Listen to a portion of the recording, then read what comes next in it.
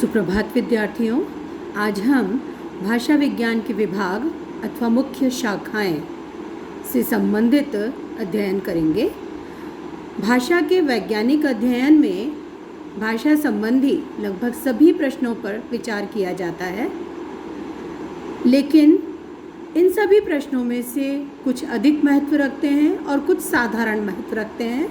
इसी आधार पर भाषा विज्ञान के जो विभाग हैं या उनकी शाखाएं हैं, उन्हें दो भागों में बांटा गया है, प्रधान और गौण। तो भाषा विज्ञान के इस प्रकार से दो विभाग या दो शाखाएं हम मान सकते हैं, प्रधान विषय या मुख्य विषय, गौण विषय या साधारण विषय। ये दो भाग हैं। आज हम प्रधान विषय के संबंध में चर्चा करेंगे। तो जो भाषा विज्ञान के विभाग हैं या शाखाएं हैं, उनमें जो पहला प्रधान शाखा या प्रधान विभाग है या प्रधान विषय है, उनमें उनके हम 5 भाग कर सकते हैं। सबसे पहला है प्रोक्ति विज्ञान, दूसरा वाक्य विज्ञान, तीसरा रूप विज्ञान, चौथा शब्द विज्ञान और पांचवा ध्वनि विज्ञान। हम अभी संक्षेप में इनके संबंध में चर्चा करेंगे। प्रोक्ति विज्ञान, तो सबसे पहले हम समझ लें कि प्रोक्ति क्या है। तो किसी भी बात को कहने के लिए प्रयुक्त वाक्यों के उस समुच्चय को प्रोक्ति कहते हैं, जिसमें एकाधिक वाक्य आपस में सुसंबद्ध होकर अर्थ और संरचना की दृष्टि से एक इकाई बन गए हों। बहुत से भाषा वैज्ञानिक वाक्य को सबसे पहली जो प्रमुख इकाई के संबंध में मानते हुए, समझते हुए वाक्य विज्ञान को स्थान देते हैं, प्रोक्ति को नहीं गिनते। लेकिन प्रोक्ति वाक्यों का समूह है, जो समूह मिलकर के एक विशेष अर्थ संप्रेषित करता है। तो उस समूह में अनेक वाक्य होते हैं और वो मिलकर के जो अर्थ या जो भाव प्रकट करते हैं, उसका अपना महत्व होता है। तो इस दृष्टि से प्रोक्ति का भी महत्व है। प्रोक्ति विज्ञान भी भाषा विज्ञान का एक प्रमुख विभाग माना जा सकता है। जैसे हम उदाहरण से समझते हैं प्रोक्ति क्या है। जैसा कि कहा कि एकाधिक वाक्य आपस में सुसंबद्ध होकर अर्थ और संरचना की दृष्टि से एक इकाई बन जाते हैं। वो मिलकर के एक अर्थ देते हैं, एक भाव देते हैं, एक संरचना प्रतीत होते हैं। उदाहरण हम लेते हैं, लंका का अत्याचारी राजा रावण अयोध्या के राजकुमार राम की पत्नी सीता को उठाकर अपने रथ पर बैठाकर ले गया। पता चलने पर राम और उनकी सेना ने उस पर चढ़ाई की। युद्ध में रावण पक्ष के काफ़ी लोग मारे गए और राम ने रावण को मार दिया। तो ये अनेक वाक्यों का समूह है, एक प्रोक्ति है, जो एक इकाई अपने आप में प्रतीत होता है। यह प्रोक्ति है जिसमें अनेक वाक्य हैं और ये वाक्य सुसंबद्ध हैं, अर्थ और संरचना की दृष्टि से एक इकाई बन चुके हैं। प्रोक्ति के लिए अंग्रेजी में डिस्कोर्स शब्द प्रचलित है तथा भारतीय काव्यशास्त्रियों ने प्राचीन काल में इसके लिए महावाक्य शब्द का प्रयोग किया था। प्रोक्ति विज्ञान भाषा विज्ञान की वह शाखा है जिसमें प्रोक्ति का अध्ययन, विश्लेषण किया जाता है। यह अध्ययन समकालिक, ऐतिहासिक, तुलनात्मक और प्रायोगिक रूप में होता है। हम भाषा विज्ञान के संदर्भ में पहले वीडियो में इसकी चर्चा कर चुके हैं कि कितनी प्रकार का अध्ययन भाषा विज्ञान में होता है। तो समकालिक जो एक विशेष काल बिंदु पर होता है, ऐतिहासिक कालक्रमानुसार उसका अध्ययन, तुलनात्मक दो भाषाओं का या अधिक भाषाओं का परस्पर तुलनात्मक अध्ययन, और प्रायोगिक जो उसका प्रायोगिक स्वरूप है उसके बारे में अध्ययन, उसके बारे में सिद्धांत निरूपण और प्रयोग दोनों रूपों में अध्ययन होता है। तो इस आधार पर इस प्रोक्ति विज्ञान जो है, उस प्रोक्ति विज्ञान को भी समकालिक प्रोक्ति विज्ञान, ऐतिहासिक प्रोक्ति विज्ञान, तुलनात्मक प्रोक्ति विज्ञान और प्रायोगिक प्रोक्ति विज्ञान आदि भेद माने जा सकते हैं। अब दूसरा जो विभाग है भाषा विज्ञान का या दूसरी शाखा है, वह है वाक्य विज्ञान। वाक्य भाषा का महत्वपूर्ण अंग है और वाक्य विज्ञान भाषा विज्ञान की वह शाखा है जो वाक्य का अध्ययन और विश्लेषण करती है। सबसे पहले हमने लिया प्रोक्ति। प्रोक्ति अनेक वाक्यों के समूह से बनती है, तो प्रोक्ति से हमें वाक्य प्राप्त हुआ। और वाक्य विज्ञान वाक्य के संबंध में अध्ययन विश्लेषण करता है। तो वाक्य विज्ञान में वाक्य का अध्ययन विश्लेषण समकालिक, ऐतिहासिक, तुलनात्मक और प्रायोगिक रूपों में किया जाता है।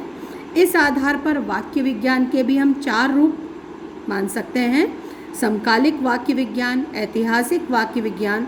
समकालिक यानी एक विशेष काल बिंदु पर भाषा की वाक्य संरचना का स्वरूप क्या है उसके संबंध में अध्ययन। ऐतिहासिक वाक्य विज्ञान में ऐतिहासिक कालक्रमानुसार वाक्य संरचना में क्या क्या परिवर्तन आते चले गए, उसका स्वरूप कैसे बदलता गया, उसका अध्ययन। तुलनात्मक वाक्य विज्ञान जो 2 या 2 से अधिक भाषाओं की वाक्य संरचना का तुलनात्मक अध्ययन। और प्रायोगिक वाक्य विज्ञान। इन प्रकारों के अंतर्गत वाक्य का अध्ययन पदक्रम, अन्वय, निकटस्थ अव्यय, केंद्रिकता, बाह्य संरचना, आंतरिक संरचना, मूल वाक्यता, रूपांतरित वाक्यता, परिवर्तन, कारण और दिशाएं, यानी किन कारणों से वाक्यों की संरचना में परिवर्तन हुआ और किन दिशाओं में कब कब किस प्रकार का परिवर्तन हुआ आदि की दृष्टियों से किया जाता है। तो ये वाक्य विज्ञान के संबंध में एक सामान्य जानकारी, साधारण जानकारी हमने ली है।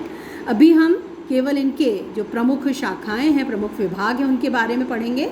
बाद में इन सब के बारे में हम अन्य जो इकाइयां हैं उनमें और विस्तार से अध्ययन करेंगे। रूप विज्ञान तीसरी इकाई है। तो वाक्य का निर्माण पदों या रूपों से होता है। तो प्रोक्ति का निर्माण वाक्यों से और वाक्यों का निर्माण पदों या रूपों से होता है। अतः वाक्य के बाद रूप पर विचार करना आवश्यक है। रूप विज्ञान में भाषा में प्रयुक्त रूपों, पदों का अध्ययन किया जाता है। रूप क्या है, एक थोड़ा सा इसे समझ लीजिए। जैसे एक वाक्य है, राम ने रावण को बाण से मारा। एक वाक्य हम पढ़ते हैं, राम ने रावण को बाण से मारा। इस वाक्य में 4 रूप हैं या पद हैं। तो रूप किसे कहते हैं? जब कोई शब्द है वो किसी वाक्य की रचना का अंग बनता है, उसमें कारक चिन्ह जुड़ जाते हैं या उसमें जो रूप जुड़ जाते हैं, अलग रूप उसका बन जाता है, तो उसे हम रूप या पद कहते हैं। वो पद बन जाता है। राम केवल एक शब्द है, लेकिन राम ने जैसे ही हम कहते हैं, या संस्कृत में रामः जब हम कहते हैं तो वो एक कारक चिन्ह से युक्त हो जाता है। तो राम ने कर्ता कारक का रूप है, रावण को कर्म कारक का रूप है, बाण से करण कारक का रूप है, और मारा, तो मारा है वो मार धातु का भूतकालिक रूप है। तो इस प्रकार से जब उसमें जो कारक चिन्ह जुड़ जाते हैं या उसका रूप बन जाता है तो उसे हम रूप विज्ञान या रूप रचना या पद रचना या पद विज्ञान कहते हैं। और इस प्रकार रूप विज्ञान में रूप रचना या पद रचना का अध्ययन किया जाता है। और रूप विज्ञान के अंतर्गत हम संबंध तत्व, उसके प्रकार, यानी उस शब्द का संबंध उस वाक्य में क्या है, उस वाक्य में वो शब्द किस रूप में आया है, उसका क्या संबंध है अन्य रूपों के साथ में, अन्य शब्दों के साथ में। जैसे राम है वो इस वाक्य में मारा क्रिया का करता है। ठीक है, एक साधारण रूप में हम इसे अभी समझने का प्रयास कर रहे हैं, बाद में इस पे विस्तार से चर्चा होगी। तो रूप विज्ञान के अंतर्गत संबंध तत्व, उसके प्रकार, रूप रचना, भाषा के वैयाकरणिक रूपों के विकास, वैयाकरणिक रूप कैसे कैसे विकसित हुए तथा उसके कारण आदि पर विचार किया जाता है। रूप विज्ञान का अध्ययन भी समकालिक, ऐतिहासिक, तुलनात्मक और प्रायोगिक सभी प्रकार का होता है। अब अगली शाखा है या अगला विभाग है भाषा विज्ञान का, शब्द विज्ञान। तो रूप विज्ञान के बाद हम शब्द विज्ञान पर आते हैं। और रूप, हमें वाक्य से रूप प्राप्त हुए रूप या पद का आधार क्या होता है? शब्द होते हैं। शब्दों की रचना पर तो रूप विज्ञान में अध्ययन हो जाता है। रचना जो है शब्दों की, उसके बारे में रूप विज्ञान में कि किस प्रकार की रचना है, जैसे उसमें कारक चिन्ह जुड़ चुका है राम ने, तो उसकी रचना क्या है, वो कर्ता कारक है इस रूप में। तो ये रूप विज्ञान में हम अध्ययन कर लेते हैं।